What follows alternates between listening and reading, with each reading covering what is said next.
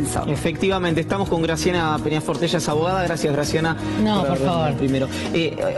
Originalmente la habíamos llamado a Graciana para analizar el fallo de Julián Ercolini, el procesamiento contra Cristina Fernández de Kirchner, pero tenemos encima lo que fue la condena a Milagro Sala. ¿Una reflexión primera de esto? Una reflexión, mirá, es realmente increíble una condena por instigación a un escrache, me parece una vergüenza, sin contar los aspectos que violan la libertad de expresión y el derecho a protesta, que es una manifestación de esa libertad de expresión.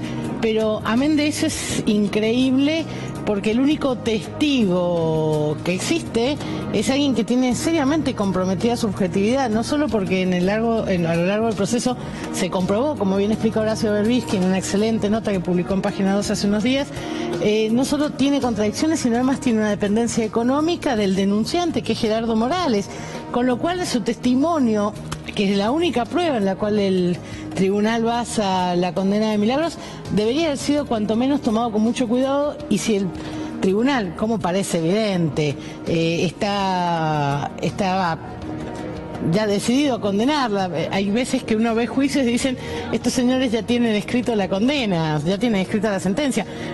A nosotros nos pasa muchas veces, pero que sentimos que estás hablando en un juicio oral completamente en vano, porque termina el juicio y los jueces presentarían la sentencia esa noche o incluso el día anterior a que termine. Como leer un libro desde el final. Sí, es una cosa... Se especulaba, perdón, en la audiencia anterior, se especulaba con que la sentencia se iba a dar esa misma noche, inmediatamente después de los alegatos, y lo que se decía es, ¿pero cómo hace después de los alegatos? ¿En qué momento escribiste la sentencia? En este caso de procesos, hay una característica típica de los gobiernos autoritarios, que es lo que se llama el juicio aparente. El juicio aparente es un juicio que figura cumplir los requisitos del debido proceso y en realidad hay una decisión tomada de antemano y el juicio es solo una puesta en escena de una decisión que muchas veces ni siquiera es jurídica, sino es política, en el cual los testigos están amañados. Este es un típico caso, los jueces no son imparciales, al que se debe defender no se le respeta el derecho a defensa, mucho menos el debido proceso, y el resultado es una sentencia que habitualmente son arbitrarias y que tratan de revestir de legalidad una decisión que es finalmente ilegal.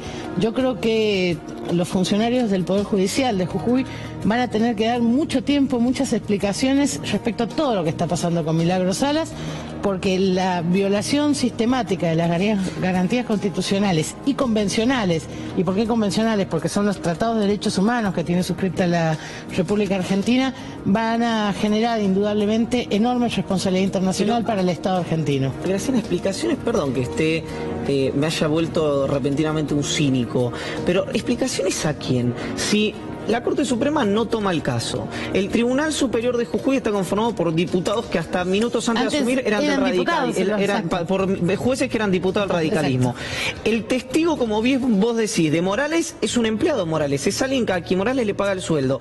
Con todo esto, igual Milagro Sala es condenada. ¿A quién le van a tener que dar explicaciones? Mira, la impunidad en general cree que no va a tener que dar explicaciones. Yo nunca me voy a olvidar la autoamnistía que se dictaron los militares 5 minutos antes de entregarle el gobierno a Raúl Alfonsín, y finalmente tuvieron que dar explicaciones. Cuando vos violás los derechos humanos, queda una huella, un registro en la memoria social. Nunca es gratuito. Los organismos internacionales, a partir de esto, te lo pregunto más como análisis que como información, ¿tienen alguna posibilidad práctica de hacer algo, emitir un comunicado, la declaración del grupo de detenciones arbitrarias, o ya lo que hicieron?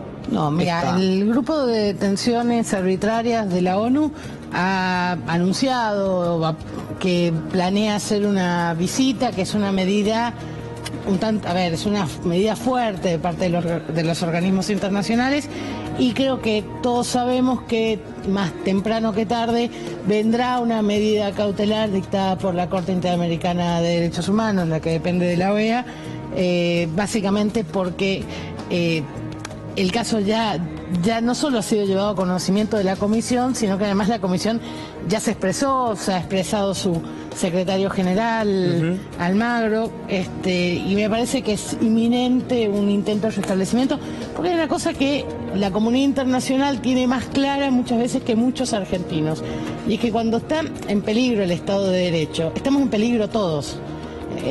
Cuando uno explica estos temas en la cátedra, dice, hay mucha gente que está de acuerdo con la pena de muerte porque supone que siempre va a estar del lado de los que deciden quién lleva adelante la pena de muerte y no del lado de los que podrían sufrirla. Bueno, cuando se vulnera el Estado de Derecho, estamos en peligro todos, está en peligro vos como ciudadano, y también implica, por ejemplo, que te pueden hacer una suba de tarifas y no vas a tener un poder judicial al que recurrir, o que podés necesitar el auxilio de una obra social y no vas a tener un juez que te dé un amparo. Hay un montón de aspectos en los cuales los ciudadanos necesitamos protección. Cuando está en peligro el Estado de Derecho, lo que pasa es que toda la sociedad pierde esa protección. Graciela, la gente que por ahí está al margen de lo que es el movimiento de Milagros Sala, que saben lo que está pasando en Jujuy, que consideran o que escuchan que realmente es una presa política. Recién escuchábamos a Aníbal Ibarra decir que ella, por esta causa, por la que fue condenada a 3 años de prisión en suspenso, en realidad estaba libre, está presa por otras causas. ¿Cómo sigue la situación de Milagros Sala? ¿Qué crees que puede pasar judicialmente con Milagros Sala durante el 2017, teniendo en cuenta que faltan 3 días para que finalice el año, enero es un mes de feria judicial? Sí, igual hay que ser claro en algo, que hay que explicarle tal vez de nuevo al Poder Judicial. Cuando hay personas privadas de su libertad no aplica la feria judicial. No aplica la feria.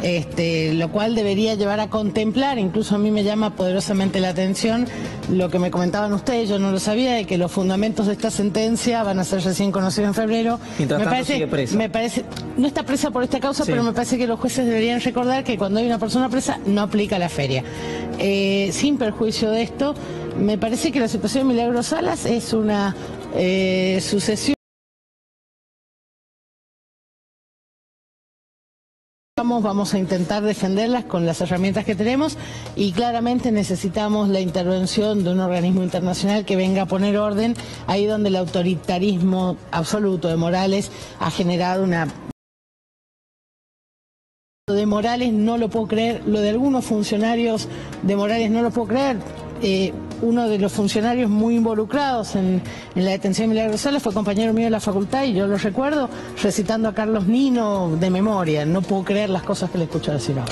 Graciela, una cortita, y perdón por haber modificado la agenda, pero el juicio, sí, la sentencia del procesamiento de Ercolini contra Cristina Fernández de Kirchner, vos cosa que no hicieron mucho, lo has leído. Sí, yo habitualmente no hablo de cosas que no leo. Claro. Sí, yo no es habitual eso en televisión. Pero sabes que el procesamiento de Ercolini es una cosa... Mira, ya veníamos con un muy mal antecedente con la causa papel prensa, que es un fallo que, como alguna vez Vidal Campos habló del caso Fay, un fallo que avergüenza a la justicia argentina, el fallo de papel prensa es un fallo vergonzoso y vergonzante además. El procesamiento de Cristina Fernández de Kirchner y otros funcionarios no solo es una vergüenza jurídica, es una, como lo digo en buen cristiano, es una bullada. Porque el juez, para procesar, no logra determinar el delito. Es decir, vos para procesar a alguien tenés que decir, usted hizo tal cosa. El señor oscila entre decir que no cumplió, que descuidó, que formó parte de una asociación ilícita, pero nunca define ni cuál fue el delito, ni cómo se cometió, ni en qué momento se cometió, lo que se llama el plazo temporal del delito, y mucho menos tiene alguna prueba. Porque la verdad es que la mitad de la causa que sostiene Ercolini está basada en presunciones de Ercolini que nunca logra probar. De hecho, hay una paradoja. En un momento él dice, mire, es como si no faltaran más muestras de la sociedad con Lázaro, y él no logra demostrar que Lázaro le hacía pagos ilegales a Cristina. Hay fotos de reuniones de Lázaro con Néstor y Cristina, notas periodísticas e inclusive denuncias. Claro. Nada de eso es prueba. Déjame que te diga otra cosa. Considera prueba la ley de presupuesto, o sea, la toma de decisiones políticas. Ercolini cuestiona que haya habido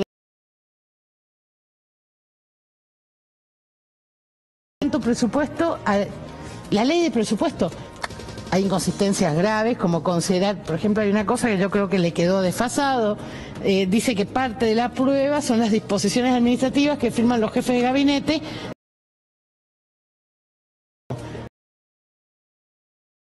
No llamó a declarar a ninguno de los jefes de gabinete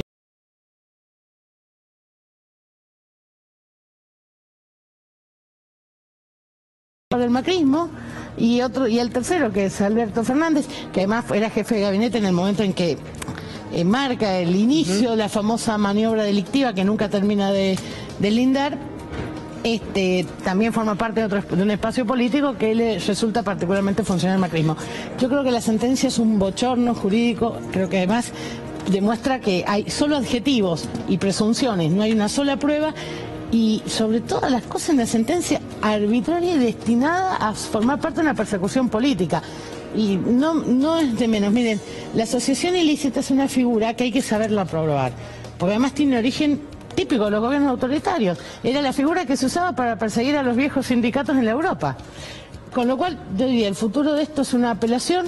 Vamos a ver qué pasa en la Cámara de Apelaciones, e indudablemente vendrá otro sistema. Vamos a tener distintas instancias judiciales en las cuales se va a tratar de demostrar la profunda arbitrariedad. Sí, déjenme agregar algo. Yo no soy abogada de Cristina en esa causa, sí soy abogada de Carlos Santiago Kirchner, el primo de Néstor Kirchner.